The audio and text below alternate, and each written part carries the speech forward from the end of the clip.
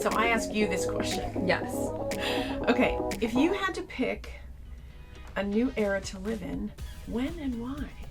Okay, like I don't actually want to live in this era because I think it would be horrible for me, but I'm fascinated by kind of the post-Civil War era, mostly because like my great-great-grandmother came out of slavery in the post-Civil War era into economic freedom.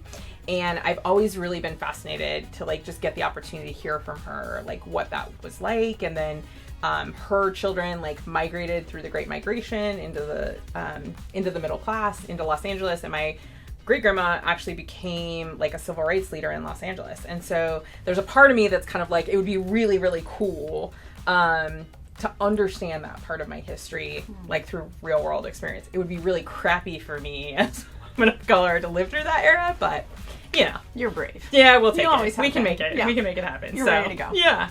What era would you want to live in? I think the future. Yeah. I think when we've fixed some of the problems that are facing us today. Yeah. Well, I also agree that like you do a really good job of fighting for a future that includes all of us. So You just love me. I appreciate that. Ooh, this is a good one for you. What can women do to succeed? Tell me more. Well, I mean, so much of what we are dealing with is the remains of the patriarchy. And we thought it was mostly crushed out, but it actually hasn't been.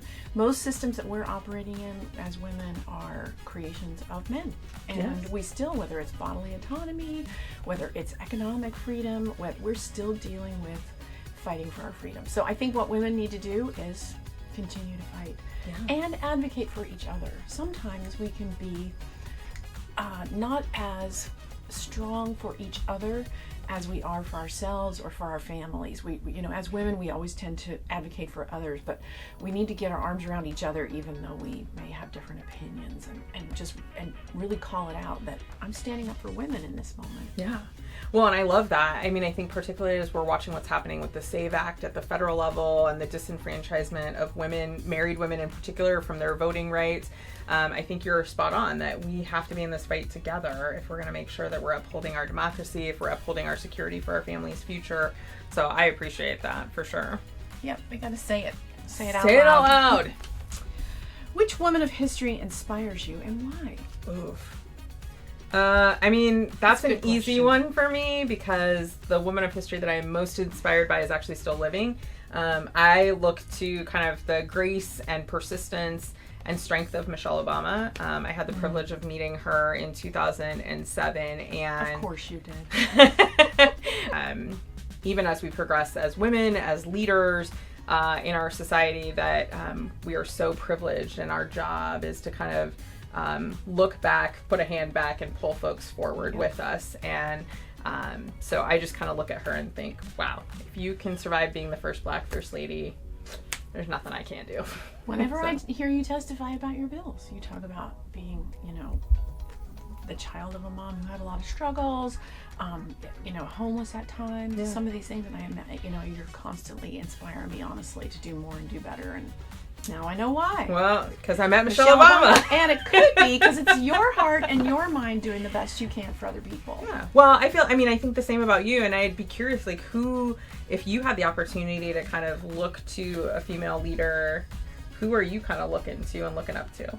I always think, well, you know, I like Madeline Albright so much. Yeah. You know, a true stateswoman who also is so strong and fearless and was not afraid to take on, again, the patriarchy, male systems, systems where she was not necessarily welcomed or taken for as strong and insightful and as qualified as she was. And just showing the world that she could do anything. So what I'm hearing is we've got to start the Amy Walen brooch collection is what I'm hearing. We got to start sending signals and brooches, Walen, right? We'll get that going here pretty quickly. Because I think she was really fierce in her diplomatic approach.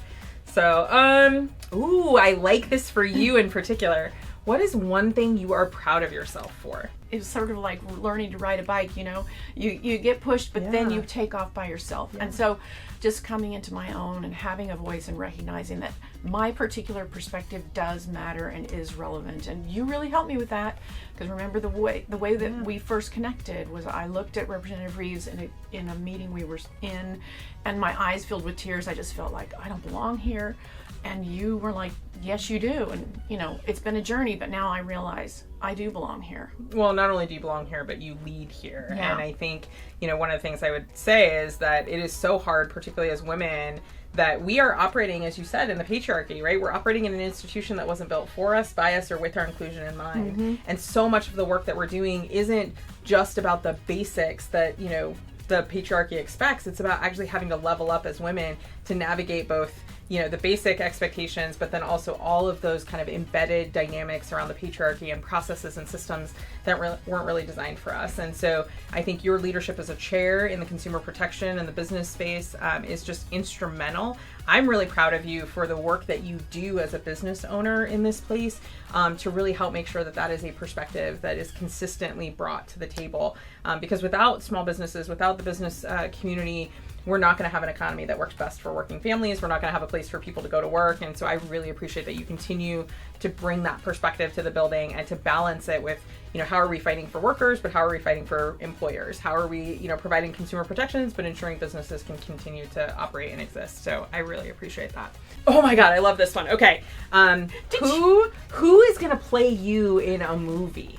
Oh, definitely Jane Fonda will play me in a movie. Oh, yeah. Okay. Is she going to do like jazzercise in this movie, or just kick ass and take names? On a thing this week, just saying like, this is the moment. Like, do not wait. Yeah. You might look at history and think, when was my moment to engage? When would I have been brave enough to do the bridge? Would I have been brave enough to sit on the bus? Would I have been brave enough? And this is the moment right now. This is it. Yes. Well, I'm going to be Kerry Washington. That's who I want. I want Olivia Pope to come just handle it. Yes. Get it done. Yes, make it handle. absolutely. I don't want any of the scandal part, but just the getting it done.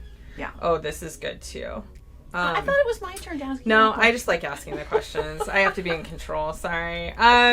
Unlimited free coffee or free massages, and why? Oh, unlimited massages, of course. Really? Yes. Oh, yes. say more. Tell me why. Definitely. Because it gets you back into your body. Okay. But also, you know, takes you, you know, into more of a philosophical space. That's probably why the coffee is like the opposite effect. See, you're like a healthier human than I am, because I would totally be like unlimited free coffee, because then I could work from like, you know, 5 in the morning until like 4 in the morning and just go. That is you. You're a hard worker. Hard-working woman. Done. That was my mom's highest compliment for any woman. She's a hard-working woman. And that is you. Team effort, my friend. Team effort. So.